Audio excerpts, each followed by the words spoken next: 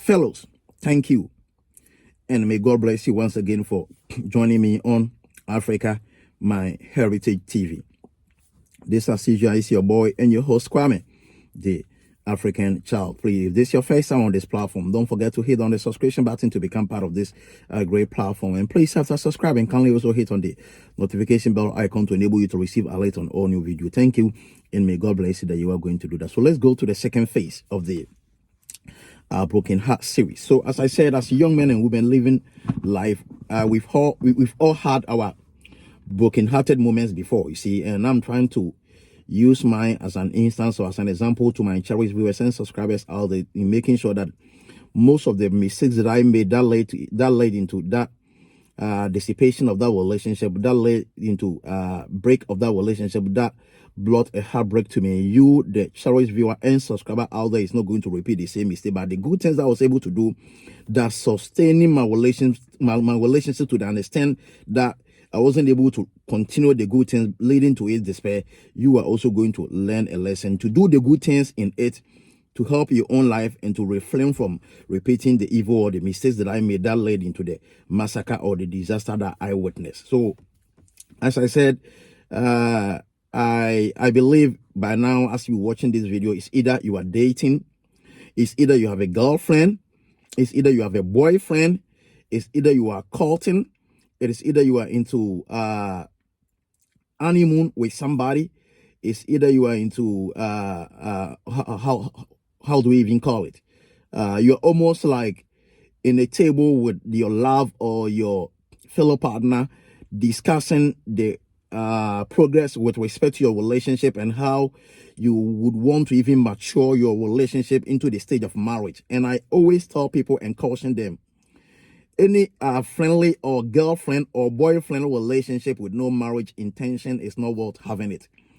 Why must you spend your why must you spend your precious time, your quality time with someone for almost about, say, 5 years, with someone for almost about, say, 6 years, and yet the person that you are with doesn't have any intention of marrying you, or you also don't have any intention of marrying the person? Then what is the purpose of you guys being together?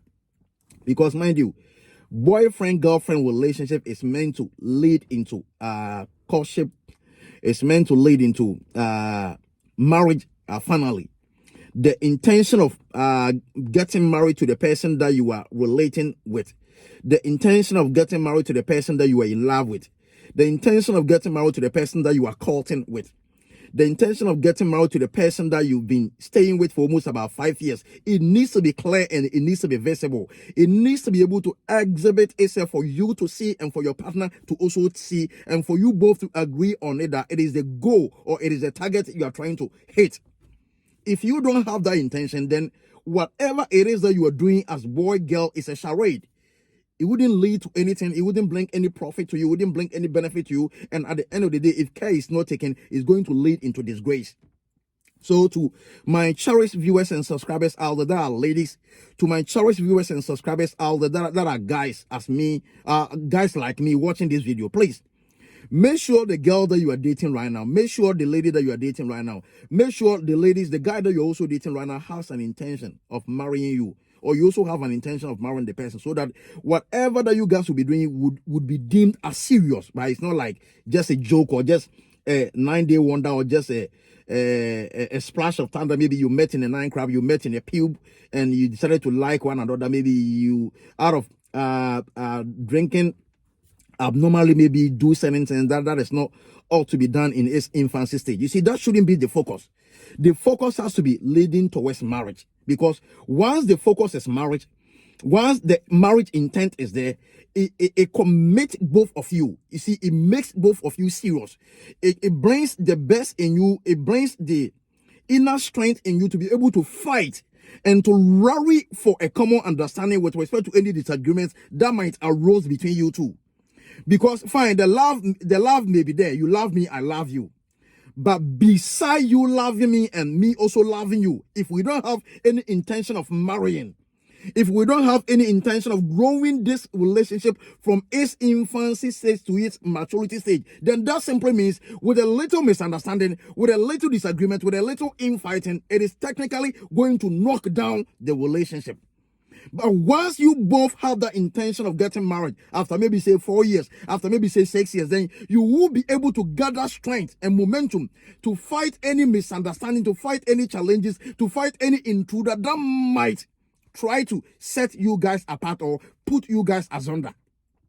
So it is so important for us to know these things and to be able to reason through it before we may even decide to even embark on any serious relationship. I have been through this path before. I had the love of my life. We were friends for almost about 4 years, and we also dated, or we also courted for almost about 6 years. Yeah, for almost about 6 years. Then from the day go, we had that marriage intention. So we were just keeping ourselves safe. We were just using our friendship to also study one another, to also get to know the do's and don'ts with respect to our individual lives. So we're able to learn all these basic things. So finally, because the marriage intention was there, we were able to mature our relationship into becoming a marriage. We're able to transform it into marriage. But you see, sometimes you can have all the best of the time to know your partner. But marriage in itself as an institution also comes with its own challenges. You see, because initially I thought that the reason why you would need to date a guy or a lady for maybe say 6 years, or the reason why you would need to befriend a guy or a lady for maybe say 5 years is meant for you guys to be able to know yourself truly and to know yourself well. So that after the relationship has been able to grow into marriage, because you guys were friends for a long time, it means it gave you an opportunity of getting to know yourself, getting to know your do's and don'ts, getting to know your weaknesses and strengths. So now that you are finally married and you reunify together, there is no way you are going to allow your flaws and weakness to be able to bring disengagement, or to be able to bring dissipation, or to be able to bring, let's say, separation of the relationship or separation of the marriage. That was what I thought. Not to also know that marriage in itself as a university of relationship also comes with its own challenges, with its own setbacks, with its own unexpected events, with its own caricature moments that you can never dreamt of. And when it comes and both of you are not mentally mature to be able to understand yourself and to rally behind the problem staring at you, and to be able to figure for yourself the solution among yourself, and you decide to go out, or you decide to share with your friend or share with your associate, whatever it is that you may be going through with your husband, if care is not taken, it can lead to the total collapse of your marriage. It can lead to the total collapse of your union. So we got married. We didn't have any technical problem that most people used to have. Our marriage was beautiful. Our union was outstanding. It was amazing. We were the talk of town when we got engaged. People loved us. We became an example for most of our fellows, or most of our colleagues, or most of our friends. Not to also know that as the marriage has taken us into a great pedestal, because of the height that we've been able to climb to, there's also going to be a commensurate challenge with respect to the height that we have arrived.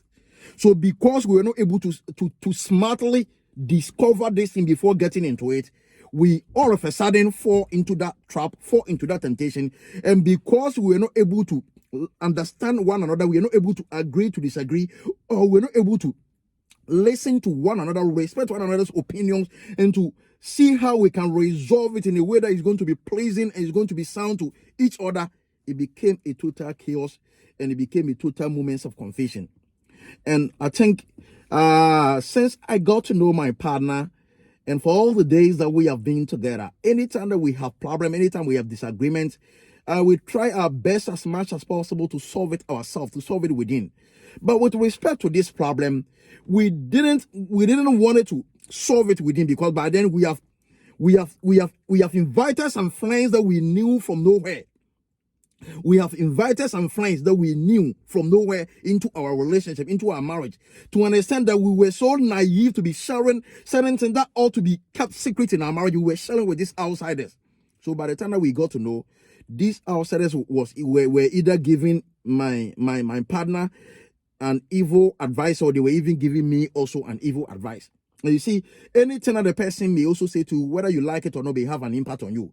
Once the person utter a word to you, it's stuck into your mind. So if you don't have that mental stability and maturity to be able to peruse through whatever the person spoke into your life and to reason through it and to know whether he has a good implication on you or bad implication on you, before you would realize the thing has already teared down your life. So that was what we went through, especially on the side of my wife. Basic things that we should have even have an understanding on. Basic things that we should have even agreed on. He exaggerated it to understand that, or he exaggerated it to understand that, or he escalated the issue to understand that it became like a crisis. It became like an epidemic. It became like something that cannot be solved. It became like something that is like impossible to reach compromise on. So all that came into his mind or her mind was, we have to go on our individual path. We have to bring this marriage to a close. We have to disunify whatever is between us, and we have to disengage.